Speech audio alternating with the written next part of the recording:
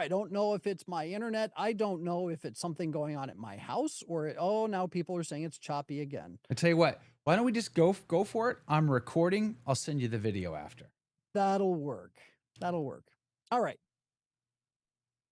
So, let me go ahead and put that in the notes here. We are going to go ahead with the show. It is being recorded, and we will upload the whole thing later. Period. There, later. Okay, and they're saying that it's frozen, so we'll just go ahead and go ahead with the show, and what happens happens. There you go. All right. So, Joe, as a connoisseur of all things media and things going on in the news, and somebody who has his ear to the ground, why don't you tell us the latest? What are you seeing and hearing going on around the Catholic world and around just around the world in general? Yeah, there are. Hold on one second. I gotta fix your video Oh, again. Golly gee whiz! If it ain't one thing, it's 10 other things. Give me it one sure second. is. I messed with this and then I didn't realize it was going to have an effect, and I'm learning the hard way. Okay, so there are two stories that I think are worth us conversating about in tonight. Number one is there's continued firing going on at the Sacred Heart Seminary. Now, the latest round is Edward Peters has been let Yeah. go. So, it's there's a purge, obviously, of more orthodox-minded professors in Detroit. The bishop there apparently is in the vindictive business. Well, Yep. I'm sure he'd have a different response to that, but it sure seems that way to me. The other story that I think is worth conversating about is, and I was just talking about that this morning on my program in the after show, about how since the report of John Henry Weston being reinstated at LifeSite News, it's been really, really quiet. Haven't heard a thing. There were no other reports. John Henry Weston didn't say anything. Nobody said anything anywhere. Well, that silence has now been broken. He has come out with a statement on LifeSite News telling us to prepare for some good news, big news to come. And Hmm. I think I can read into that a little bit if you want to get into that story as well. Absolutely. Yeah. So let's start with the Ralph Martin story, because I think that this one, or not the it's actually the Sacred Heart Seminary story. Um One of the first things that I want to let everybody know, Ralph Martin, he is a very conservative, orthodox, very moral professor. He understands the church's teachings. He teaches according to Catholic theology, according to Catholic moral teaching. There's nothing controversial about him at all. He's not even close to being a rad trad. In fact, he's part of the charismatic renewal. So, there's no way that this could be considered a traditionalist purge. There's something else going on. And what struck me was that when Professor Martin issued his statement yesterday, indicating his reaction to what had happened, the one thing I want to hone in on is what he said here. He said, that he was brought in to talk to Archbishop Weisenberger, who told him that he was terminating his position at the seminary effective immediately. And then what he said is, I asked him for an explanation. He said he didn't think it would be helpful to give any specifics, but mentioned something about having concerns about my theological perspectives. Now, what sort of theological perspectives could possibly be concerning here? Exactly. Well, I had Ralph Martin on my program a couple of times, and a year ago, he was on the show, and we were talking about Fernandez, and this push to give a pass to divorced and remarried Catholics, and let alone fiducia supplicans and all the other issues that we've had. And something I said when I interviewed Ralph Martin then was, and I think I want to say even said this to him. I'm like, you're the canary in the coal mine. Mm, Like, if you sound the alarm, it's not just smoke, it's a raging fire. right. Ralph Martin is the guy who has been mainstream his whole career. And there's a whole list of guys in this category. Dr. Scott Hahn, I'd put him in this category. And when they touch that third rail, they hear it in a big way. You might remember Dr. Scott Hahn. He put out some criticisms. Maybe that was a year and a half, 2 years ago or something. And he really got a lot of pushback. You've not heard another thing from him in that regard. Very, Wow. very quiet there. In fact, I've tried several times to have him on the show. He won't come because of the association. He can't have the negative association with guys like me. But hey, listen, I love Dr. Scott Hahn. Don't get me wrong. But Ralph Martin is in the same category. He's been pushing straight up the middle for decades now. He's a solid guy. He's loved in many circles within the Catholic Church. Not somebody who pushes the boundaries at all. And when he says there's issues, boy oh boy, I think you should be paying attention to this. And that's what we talked about a year ago. Well, obviously there's a new bishop in town. Yep. He came to the chair there, the cathedra, just before Francis passed, and apparently he's now cleaning house. And he's I guess it's like I said, it's the order of the day seems to be vindictive, and now there's a whole purge. So there's Edward Peters, there's these two other professors, and I'm hearing that there's even others that are involved. In fact, I've got Janet Smith, who's going to be on our show on Monday morning to talk about it from her perspective. She retired from Sacred Heart Seminary. She is also somebody who, in her whole career, played that middle ground. Yep. And then she couldn't do it anymore. She couldn't just pretend as though there weren't serious issues to discuss. And she had to be very honest with herself. And it cost her her speaking career. Now, Yep. nobody books her as a speaker. Before that, she was traveling the world as a speaker, as a well-respected and loved professor. So Yeah. I'm sure she's going to have a lot to say about this. But it's a tragic story. I mean, this bishop, he shut the doors on the traditional Catholics in his archdiocese as well. So in the church of all are welcome, clearly not all are welcome. It's the Well, it's interesting that you bring up all are welcome because Weisenberger was one of 14 bishops to sign a statement put out by the Clementi Foundation, which was set up to be what do you call it? An advocate of LGBT youth. The statement that he signed is titled God is on Your Side, a statement from Catholic bishops on protecting LGBT youth. Uh, in 2020, Bishop Weisenberger, before he became the Archbishop, he twisted the church's teachings regarding homosexuality and same-sex civil unions when he was discussing on the Diocese of Tucson website the issue of Pope Francis giving a statement about, maybe same-sex civil unions could be some sort of compromise or something that could be wow. allowable.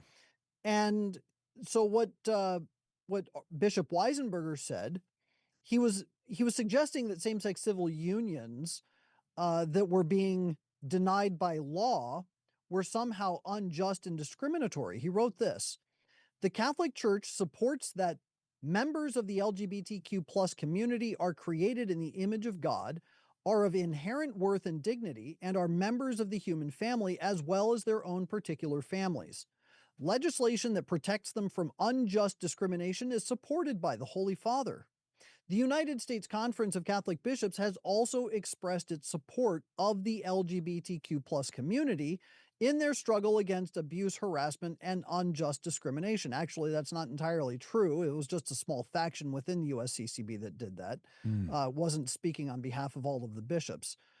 And then the last thing I want to point out is that Bishop Weisenberger in 2021 was one of the signatories on a letter to the USCCB on Eucharistic worthiness. And the idea was to shelve any discussion on denying communion to pro abortion politicians since Joe Biden had been elected and he is the most pro abortion Catholic ever to take such a high office.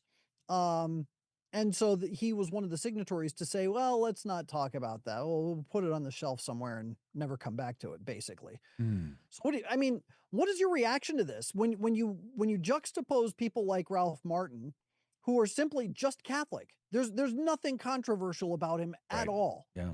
And then you have Archbishop Weisenberger saying, "Well, you know what? Your theological perspectives are a concern to me." And then you have this background. What is he basically telling Catholics now? One of the questions I asked was maybe they fired the wrong Martins.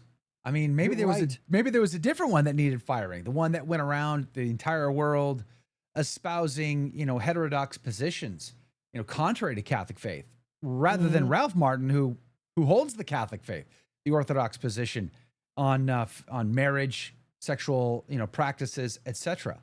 And it's a scandal. It's unjust, and I think a lot of people today, a lot of Catholics are seeing this, and they know that this isn't right. They don't have to be trad Catholics or rad trad Catholics or anything like that whatsoever to know that this simply isn't right. Of course, there's the Mike Lewises of the world who seem to think and are espousing ideas on X that, well, these people got what they had coming to them because they criticized the magisterium of the church, because they dared to put into question anything the Pope had to say. Therefore, they deserve to lose their jobs.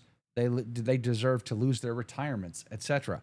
I mean, we live in bizarre times, this ultramontanist time that we live in, where whatever the Pope says goes. So if you get a new Pope and then he says something different than the last Pope, then I guess that's what goes. What are we in American politics? Is this just like the Right. White House where it swings this way and swings that? No, this is the kingdom of God on earth. So it's supposed to be the same yesterday, today, and forever. And the Pope's job is not to reinvent the wheel. His job is to make sure that he encourages the faith of his brother bishops Mhm. and defends the church and upholds the teaching of Holy Mother Church in 2,000 years of patrimony.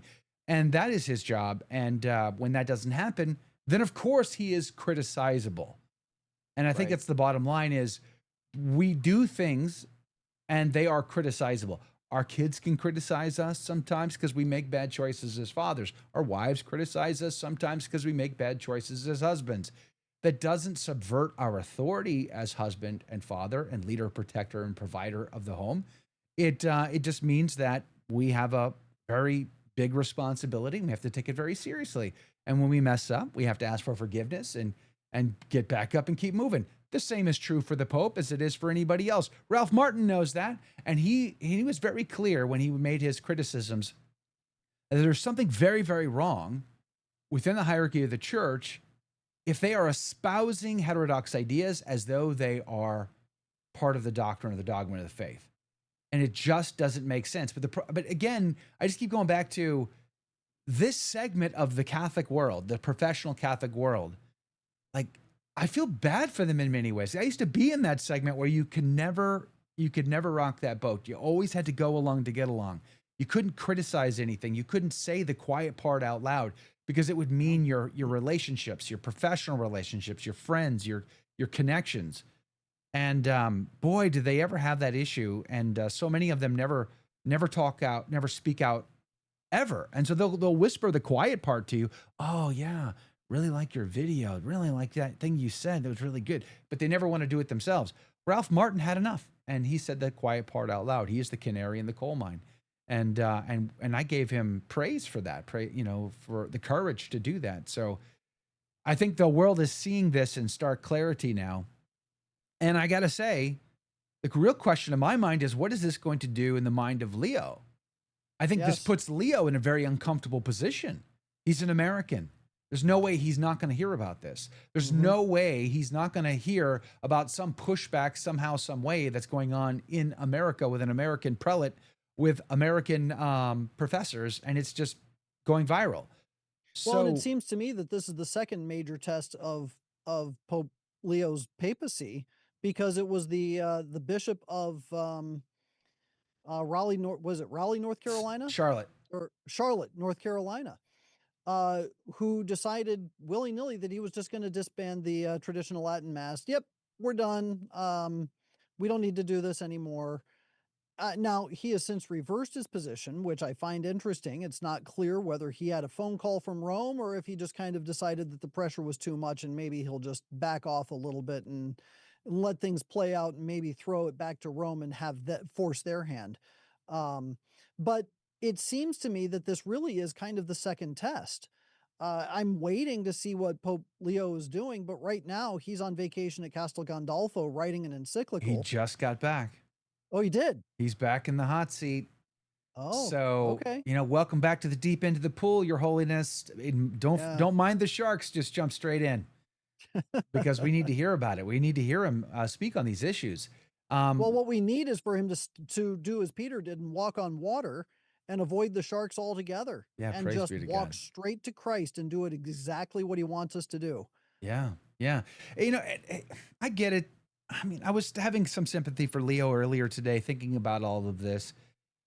I mean, it's one thing. He spent a lot of time in the Curia. So, as a cardinal in the Curia at the Vatican, he clearly knows the players.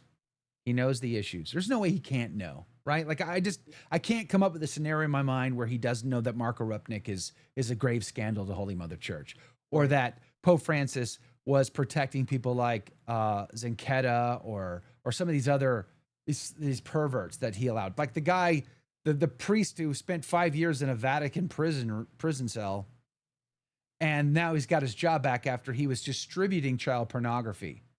Let Right. that sink in. He was distributing child pornography. He's wanted in Canada and the United States. He's being protected at the Vatican. There's no way he can't know these things. He's the Pope. He spent 13 years there. But it's one thing to like be there in the mix, know who the players are, maybe have a sense of the good guys and the bad guys or agendas even. And then it's quite another to sit in the hot seat and be in charge of it all. So I have some sympathy for him in that regard. Like, it must be overwhelming. It must be absolutely overwhelming and stressful to think that everything seems to like now come crashing down upon your shoulders. But at the end of the day, he was asked and he said, "Do you accept?" He said, "Yes." And this comes with the job. The Yeah. job you said yes to. So we're all praying for you. We're all rooting for you and we'll give you whatever support you need. But at the end of the day, it's on you with the keys to now do something about all of these issues. And there are some things I think he can do. I don't think he will necessarily do them as the way I'd want to, but who cares? I mean, who am I?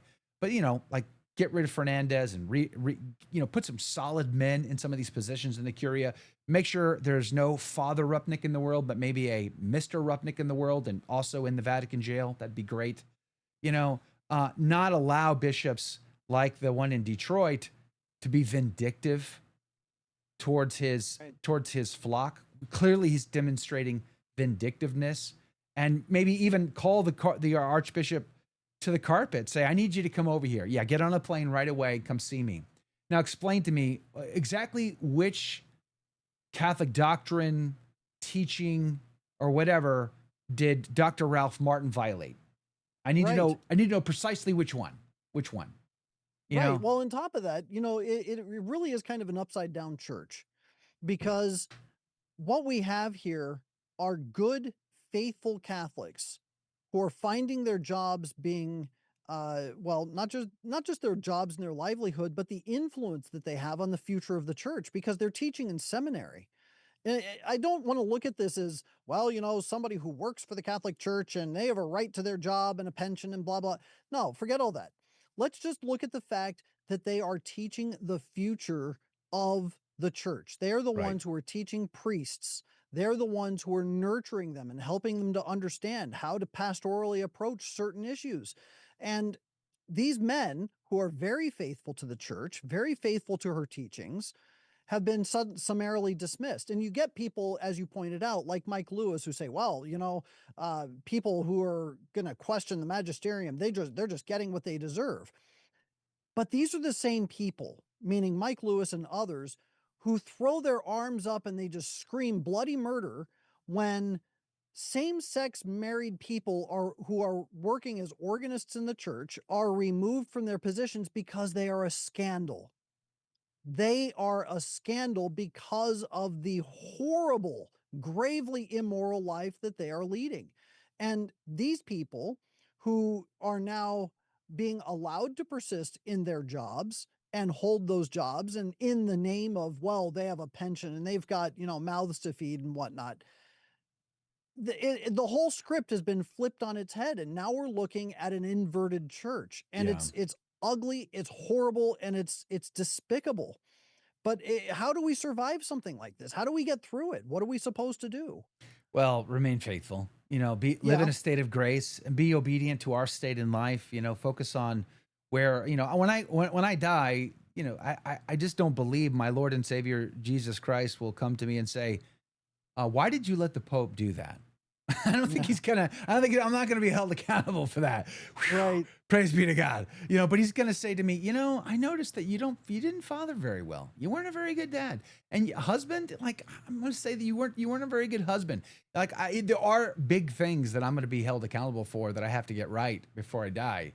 And certainly the magisterium is not one of them, which is very interesting to me as a traditional Catholic. 'Cause sometimes when we get into these conversations with non-traditional Catholics, say mainstream Catholics versus traditional Catholics. They like a Mike Lewis, for instance. You know, they would certainly say that Saint Paul VI was a great pope. Vatican II, Saint Paul VI.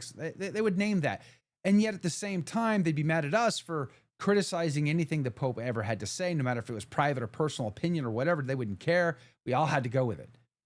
Yet at the same time, if you read Paul VI in his work Evangelii Nuntiandi, he makes it very clear whose job is what. It is the bishops, is the hierarchy of the church, the bishops, along with priests and deacons, to form the church and to catechize the faithful. And yet, this is the same crowd that want to embrace all of the modernist, experimentations with the mass and have.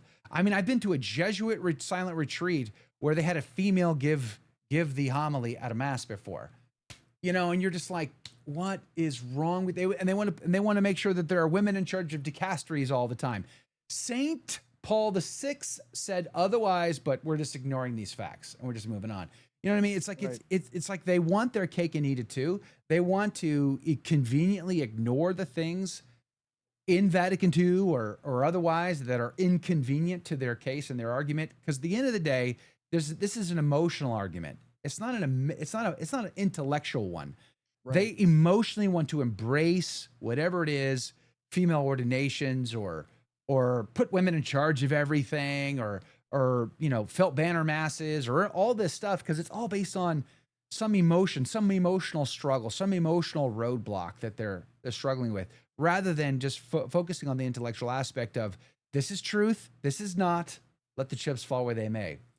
And that's what we're dealing with, which is why at some point you got to step back and say, okay, I need to focus on what is my responsibility, what is God calling me to, and do my thing, and pray, fast, and do penance, and that's the key, right? Do make acts of reparation for the Right. for the grave scandals that are caused by people within the hierarchy of the church, like Archbishop Weisenberger is now doing in the Detroit Archdiocese, clearly sending a signal that he is cleaning house. And if you are in the seminary and you're a young man at this point, think about that. You're going through your formation. What are you seeing? Front row seats to, oh wow, I better go along to get along. I better be on the team. I better signal that I'm on the team. I'm not some crazy rad trad or whatever rocking the boat, because or else I'll never be ordained. I'll never make it. So, he's really sending a very stark signal to them. And I think, again, he's clearly communicating something that has to be dealt with here that Leo's going to have to now do something about.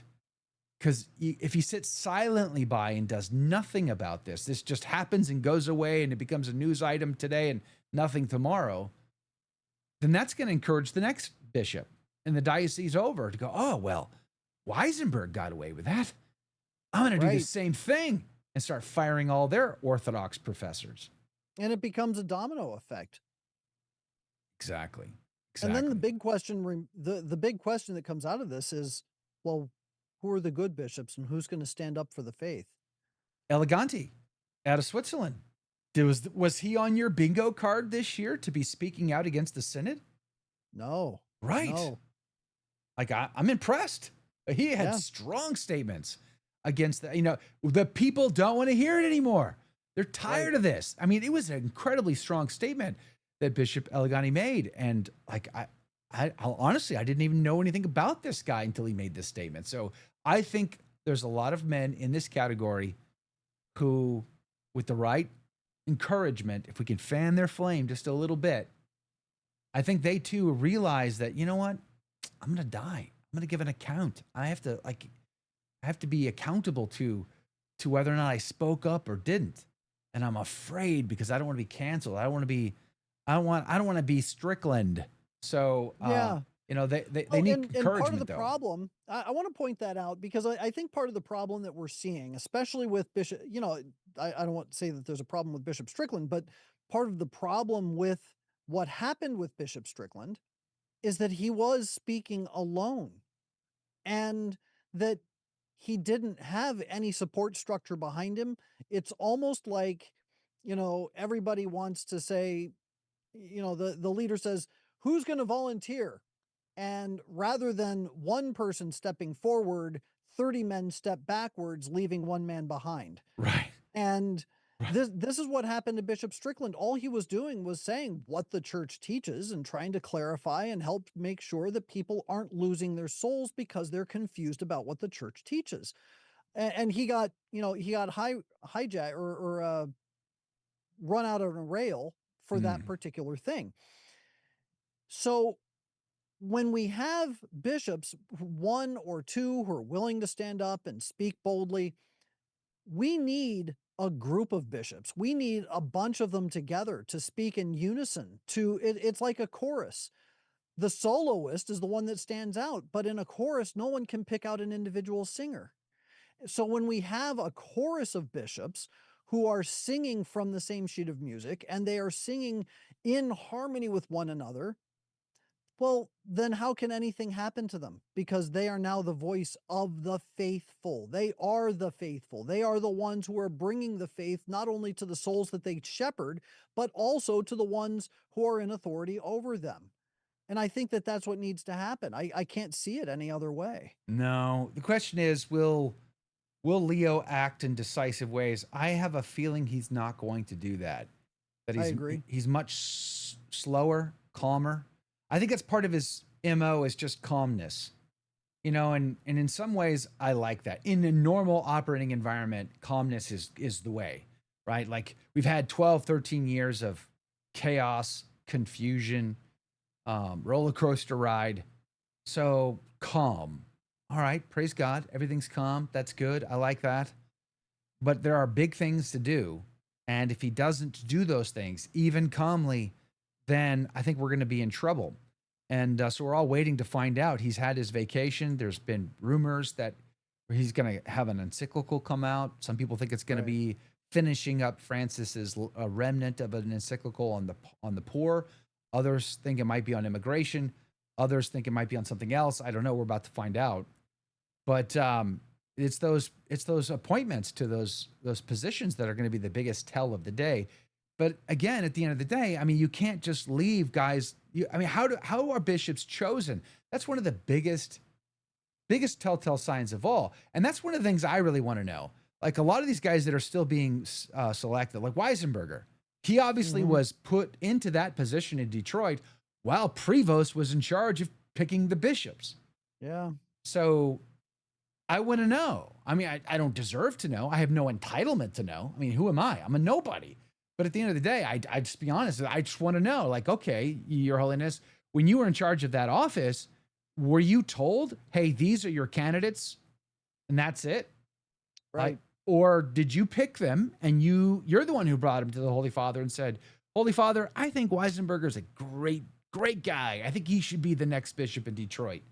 Like I'd Yeah. like to know. I think it would be great to know. Not again, we're never gonna know, but I just feel Yeah. like transparency would be nice, but we're not gonna get it. So we have to have some faith here.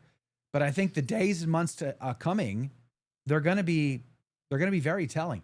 I certainly I don't agree. I certainly don't think nothing is gonna happen. I think something is gonna happen. But if I'm a betting man and I've never been a good betting man, what we're gonna find is gonna be very middle of the road. There's going to be some things we're going to like, but there's going to be some things we don't like, and we're going to be right back here talking about them when they happen. You bet. You bet. Now, speaking of transparency, one of the things that you brought up earlier that we were going to talk about this evening, and we'll close out the show talking about this particular issue. Uh, John Henry Weston Mm, just issued a new statement as the returned CEO of LifeSite News.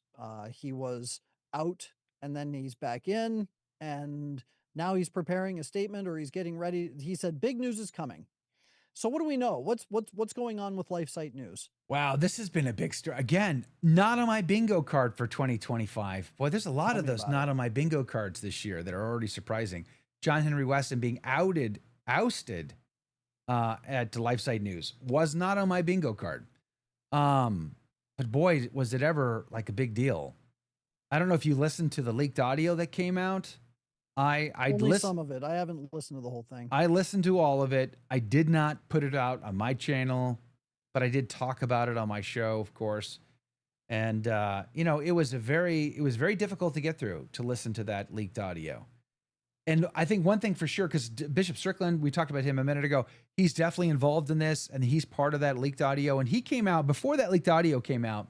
When the news broke that John Henry Weston was out at LifeSite News as CEO and chief editor, everybody began to speculate, and they all piled on immediately. They're trying to shut him up. They're trying to cancel him. And I never had that opinion, not even from the first instant. I'm like, that doesn't pass the smell test to me.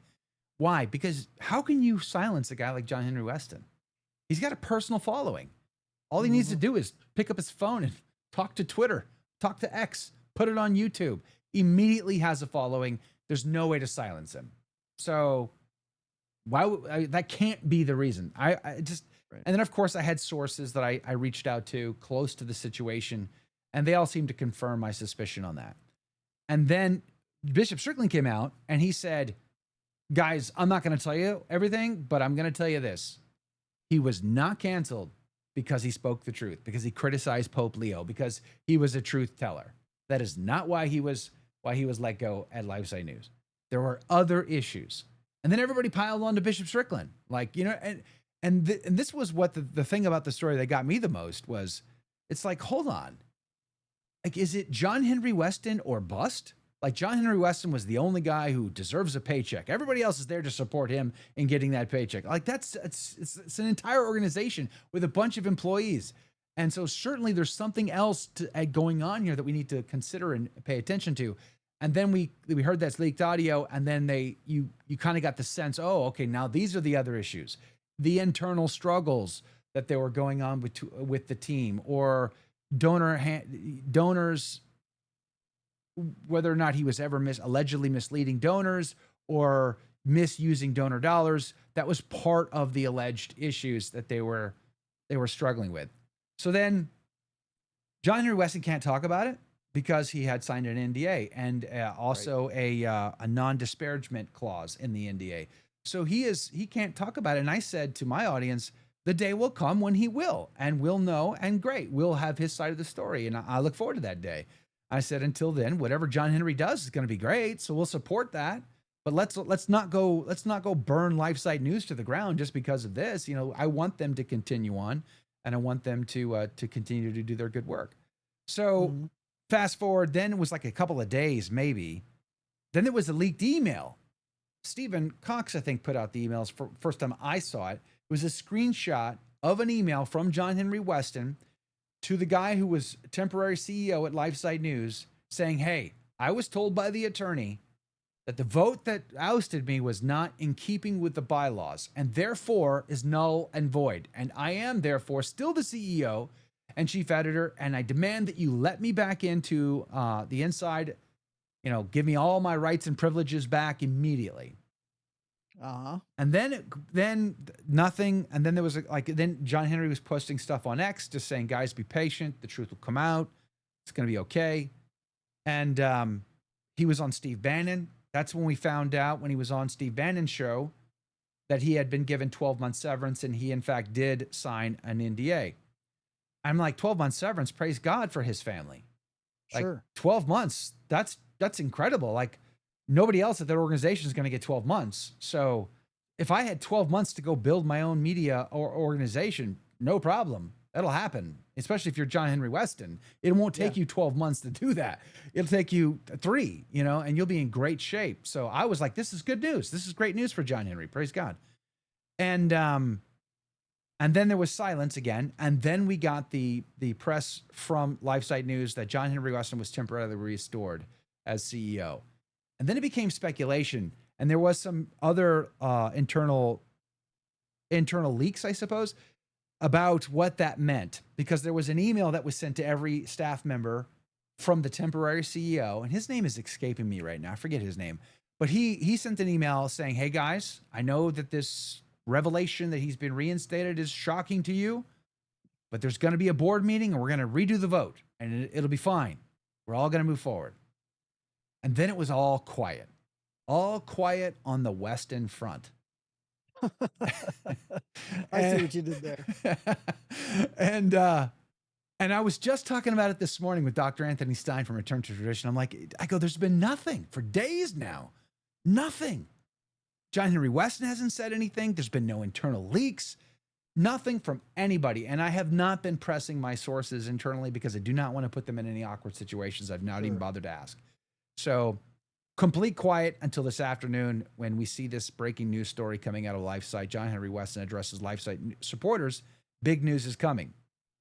And the kicker in this video, or it's not a video, it's just a little article, is it sounds to me, and I can read it, or if you want to read it, you're welcome to do it. I mean, it's very short and sweet, but the way Go for it. it says this, it says, "I'm back." Hold on. He says, "Let's begin as we always do with the sign of the cross." His typical, the way he begins all of his stuff with the sign of the cross. And then he says, "I'm back. From the bottom of my heart, for my family, I thank you for your prayers, your kindness, your support, and love. Serious actions were taken in error, in a way that threatened the very existence of LifeSite. But your prayers and your support have helped stop that. Big news is coming. We will, in the coming days, reveal what we can. Let me start over. We will, in the coming days, reveal what we can to help you understand what has happened, what we are doing to prevent such things in the future, and publicly respond to the accusations. Our Hmm. supporters deserve the truth. You have always expected the truth from LifeSite, and you won't be disappointed. You're definitely going to want to stay tuned for this one. In Christ, his beloved mother. And that's it. It's just short and sweet and to the point from John Henry Weston, president and CEO, LifeSiteNews.com. I take that to mean he's staying. He's not going. That's what it sounds like. Yeah. Yeah. So what happens next? If part of what we heard on that audio is true, I have to believe we're going to see an exodus of some employees next. What will happen? I don't know. I'm praying for the best. I'm praying maybe they work it out. Maybe this was an opportunity for them to come together as a team, work out their differences, figure out Mm. how to improve that team dynamic so that they can all be on the same page and moving forward in the same cause. That would be great. Yeah, the Praise be to one God. thing that I know about what happened internally was that there was an internal survey that was taken of some of the employees, and it's claimed that universally that the employees responded negatively. At least one came forward and said, "Well, I took the survey and I didn't respond negatively." So there's a question about the way that it was presented. Um, and it seems that there was something about the leadership style that may or may not have been uh, just not conducive to a very shall we say efficient work environment. Yeah. Um, Yeah. I mean, but there's three sides to every story. exactly, Their yes. side, his side, and the truth, and somewhere in the middle lies that balance. So, I mean, there's nothing. John Henry Weston could be the greatest Catholic man, father, Mm, husband, and reporter you've ever seen in your entire life. Praise God. Does right. that make him automatically a great leader and administrator? No, it's not. It might not be his greatest strength.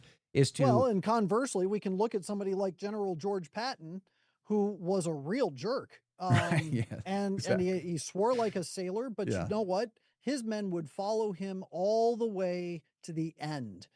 So there's something about leadership style. There's something about the way somebody handles a situation. And people have different sensitivities, and it's very hard to gauge based on personal perspective what happened in any given situation because emotions blind us.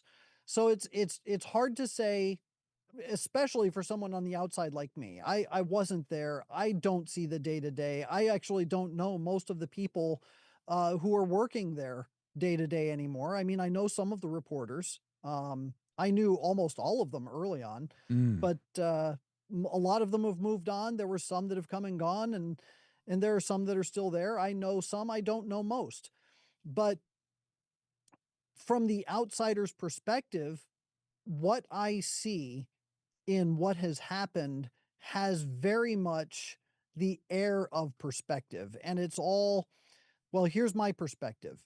And then somebody else, yeah, well, this is my perspective. And there's nothing objective that's been stated.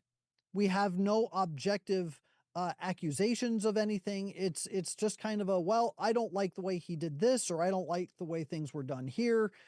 Uh, and even if there are improprieties, we don't have any specifics, only the accusations, which leaves us with perspective. So there's nothing objective about this for anybody on the outside to judge at all. So Yeah, I would say it's the a very difficult closest situation. I would say the closest thing to that category would have been the issues with donors and donations that was discussed in that leaked audio. Those were very serious That must have come issues. later. I didn't hear that part. Yeah, those were very serious issues.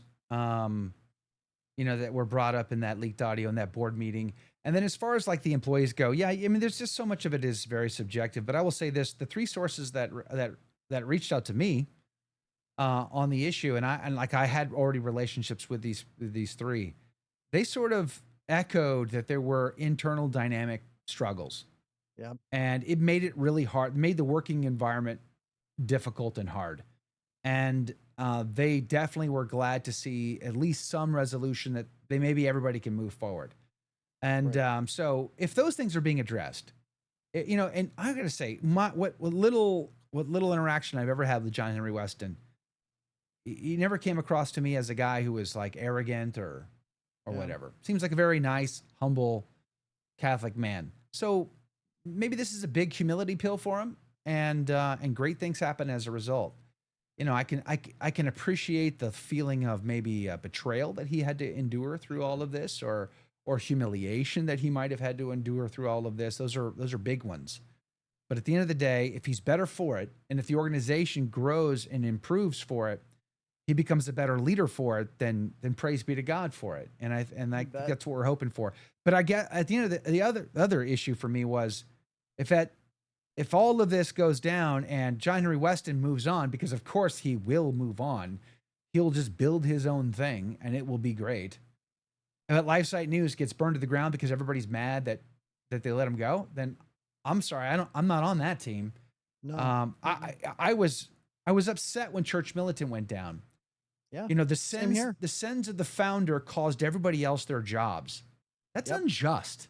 Like those Yes. people weren't making livable wages to begin with, taking huge risks. Do you think those reporters were able to go get jobs at EWTN, the National Catholic Register, Catholic News Agency, you know, No. Zenit or Vatican News? No, nobody's going to hire them. Oh, you worked at Church Militant. Sorry, good luck. Yeah. I mean, they're delivering food right now on an app. You know what I mean? Like that's the sad part. We lose a voice, we lose a tool of communication, we lose an outlet, and all of those employees now have to go figure out what comes next in their life. And I would not Right. want that for LifeSite News. So maybe this big news, this great news is going to be the best outcome we could possibly hope for.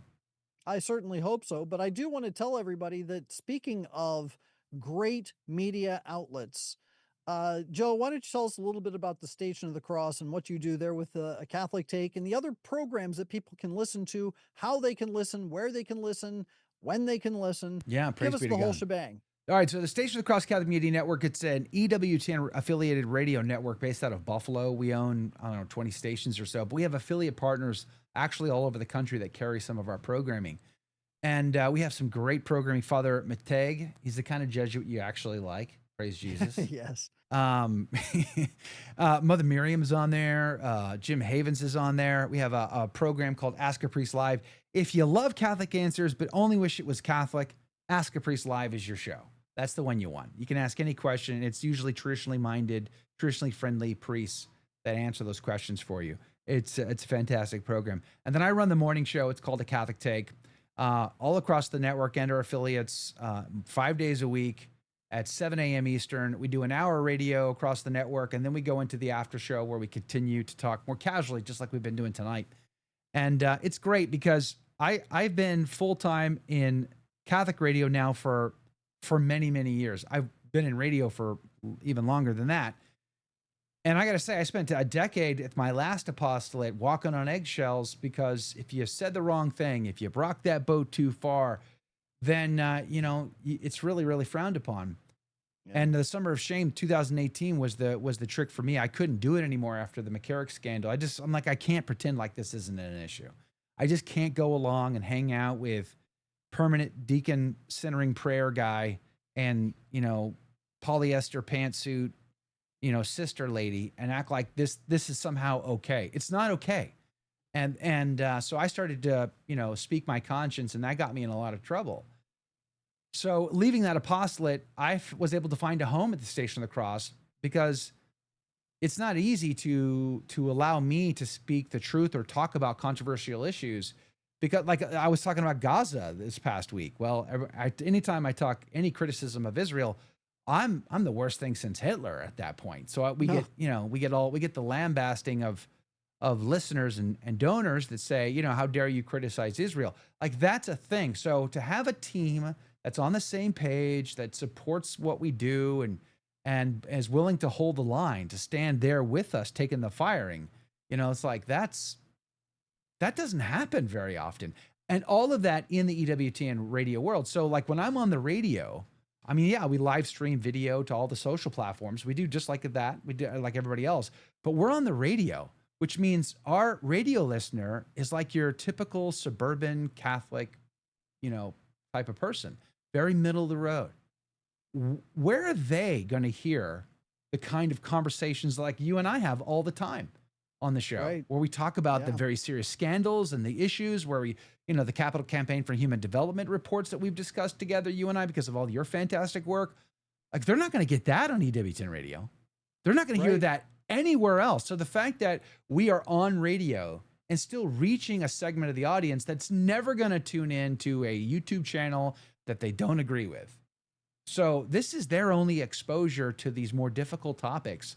And I am so glad and happy and proud to work for an organization that is doing its utmost to hold back the pressures that they're getting every single day to cancel people like me or Mother Miriam or others. So the Station of the Cross Catholic Media Network has just been a real godsend for me and for my family. But we're Well, on YouTube, we're everywhere. we certainly love the program, and I do enjoy being on the program, and I certainly love getting up super early in the morning to host the program on your behalf when you go on vacation. Yeah, you've So been amazing. Praise Jesus. it is a lot of fun, and I love the interaction with the audience when we do the after show, and it's just it's a fun program. I highly recommend people please do listen to the Station of the Cross radio. The hosts are fantastic. Father McTeague is a wonderful Jesuit priest. And of course, Joe is fantastic as well. Oh, Uh, that's very nice. and Thank you. how do people listen? Where can they go to listen? So obviously we're ubiquitously available on social media platforms, YouTube, X, Facebook. We're live streaming on those platforms. You can just look for Joe McLean on YouTube is a great way to do it, on X as well. But we also have a mobile app, iCatholic Radio. You can download it for free on iOS and Android. And that's another great way to listen. If you just want to have audio up, like you're making the commute, and you just want to listen, you can listen to our live radio programming 24/7 through our iCatholic Radio mobile app. Or you can even watch the live video feed there as well of all of our the shows that we do have live, like mine, Mother Miriam's, Father McTague, Ask a Priest Live, etc., Jim Havens. So that's the great way. But if you go to the stationofthecross.com, the stationofthecross.com/ACT, then you'll find my program and past videos and podcasts and everywhere you can hang out with us. It's right there. Wonderful. Joe, thank you so much for being on the program with us this evening. And all of you, thank you for your patience. I'm sorry that we weren't able to get to this sooner. Apparently, StreamYard is having issues. I don't know what's going on. I'm going to try and figure it out. Hopefully, things will be resolved for next week when we have another guest and we don't run into this issue one more time. So, in any event, why don't we go ahead and close as we always do with our Ave. In nomine Patris et Filii et Spiritus Sancti. Amen. Ave Maria, gratia plena, Dominus tecum. Benedicta tu in mulieribus, et benedictus fructus ventris tui, Iesus. Sancta Maria, Mater Dei, ora pro nobis peccatoribus, nunc et in hora mortis nostrae. Amen. Our Lady of Victory. Pray for us. In nomine Patris et Filii et Spiritus Sancti. Amen. Amen. Joe, thank you so much for being on the program, and I will see the rest of you next week. God love you.